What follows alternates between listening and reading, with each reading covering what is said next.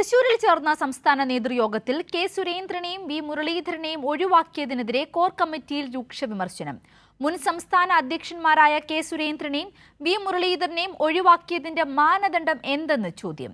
തദ്ദേശ തെരഞ്ഞെടുപ്പ് മുന്നൊരുക്കം പോലെ പ്രധാനപ്പെട്ട വിഷയങ്ങൾ ചർച്ച ചെയ്ത യോഗത്തിൽ നിന്ന് മുൻ അധ്യക്ഷന്മാരെ മാറ്റി നിർത്തിയത് അംഗീകരിക്കാനാവില്ലെന്നും കമ്മിറ്റിയിൽ വിമർശനം. വിശദാംശങ്ങളുമായി കമലേഷ് ചേരുകയാണ്.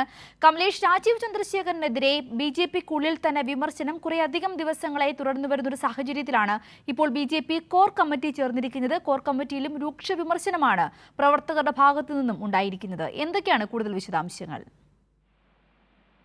സിന്ധൂരി, തീർച്ചയായും രാജീവ് ചന്ദ്രശേഖർ BJPയുടെ സംസ്ഥാന അധ്യക്ഷനായി ചുമതല ഏറ്റെടുത്തത് മുതൽ മുൻ അധ്യക്ഷന്മാരെയും മുതിർന്ന നേതാക്കളെയുമെല്ലാം ഒതുക്കുന്നതിനുള്ള ഒരു ഇടപെടലാണ് രാജീവ് ചന്ദ്രശേഖറിന്റെ ഭാഗത്തു നിന്നും വരുന്നത് എന്ന വിമർശനമാണ് നേതാക്കൾ പ്രധാനമായും ഉന്നയിച്ചിരുന്നത്. കഴിഞ്ഞ ദിവസങ്ങളിൽ അത് കൂടുതൽ വ്യക്തമാവുകയും ചെയ്തു.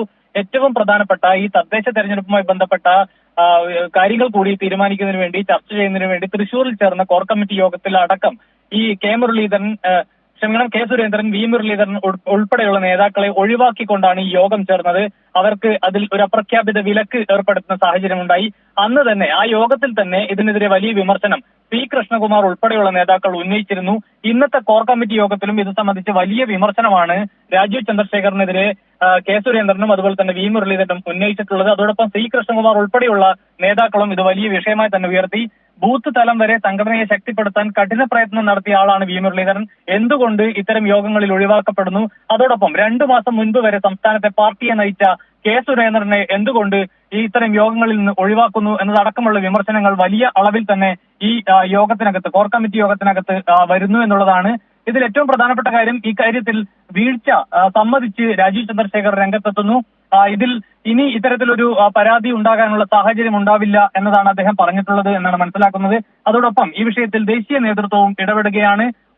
ഒറ്റക്കെട്ടായി പാർട്ടി മുന്നോട്ട് പോകണം. ഇത്തരത്തിലുള്ള വിഭാഗീയ പ്രവർത്തനങ്ങൾ ഒരു തരത്തിലും അനുവദിക്കില്ല എന്നാണ് ദേശീയ നേതൃത്വം ഇത് സംബന്ധിച്ച് ചൂണ്ടിക്കാട്ടിയിട്ടുള്ളത്.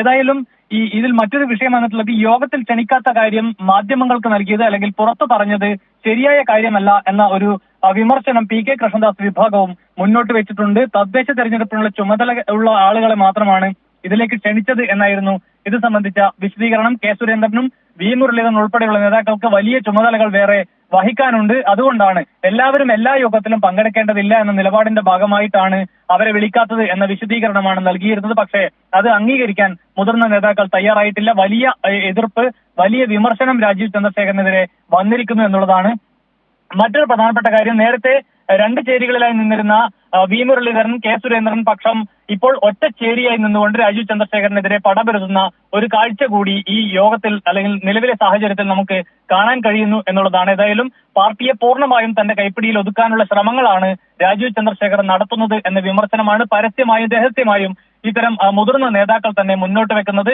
ഈ കോർ കമ്മിറ്റി യോഗത്തിലും ഇത്തരത്തിലുള്ള ചർച്ചകൾ തന്നെയാണ് അല്ലെങ്കിൽ വിമർശനങ്ങൾ തന്നെയാണ് ഉയർന്നു വന്നിട്ടുള്ളത്. സിന്ധൂരി, കമലേഷ്, നമ്മളും ശ്രദ്ധിച്ചതാണ് കഴിഞ്ഞ ദിവസങ്ങളിലൊക്കെ ഒരു കമ്പനി സിഇഒയെ പോലെയാണ് രാജീവ് ചന്ദ്രശേഖർ പ്രവർത്തിക്കുന്നത് എന്ന രീതിയിലുള്ള വിമർശനം പാർട്ടിക്കുള്ളിൽ നിന്ന് ശക്തമായി മുന്നോട്ട് വന്നിരുന്നു, അല്ലേ?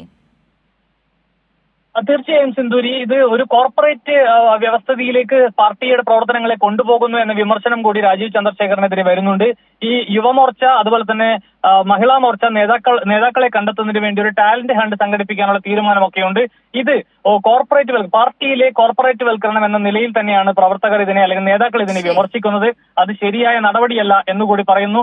അതോടൊപ്പം നേരത്തെ സിന്ധൂരി സൂചിപ്പിച്ചതുപോലെ തന്നെ ഒരു സിഇഒയെ പോലെയാണ് രാജീവ് ചന്ദ്രശേഖർ പാർട്ടിക്കകത്ത് പ്രവർത്തിക്കുന്നത് എന്നുള്ളതാണ്. ജനങ്ങളുമായി അല്ലെങ്കിൽ പ്രവർത്തകരുമായി നേരിട്ട് ബന്ധിപ്പിക്കുന്ന അല്ലെങ്കിൽ ബന്ധപ്പെടുന്ന കാര്യങ്ങൾ സംസാരിക്കാൻ, രാഷ്ട്രീയം സംസാരിക്കാൻ നേതൃത്വത്തിന് കഴിയുന്നില്ല എന്ന ഒരു വിമർശനം ഈ യോഗത്തിൽ ഉയർന്നു വന്നിട്ടുണ്ട്. അതോടൊപ്പം സാധാരണ പ്രവർത്തകരുടെ ആത്മവിശ്വാസത്തെ ചോദ്യം ചെയ്യുന്ന നിലയിലേക്ക് കാര്യങ്ങൾ പോകുന്നു.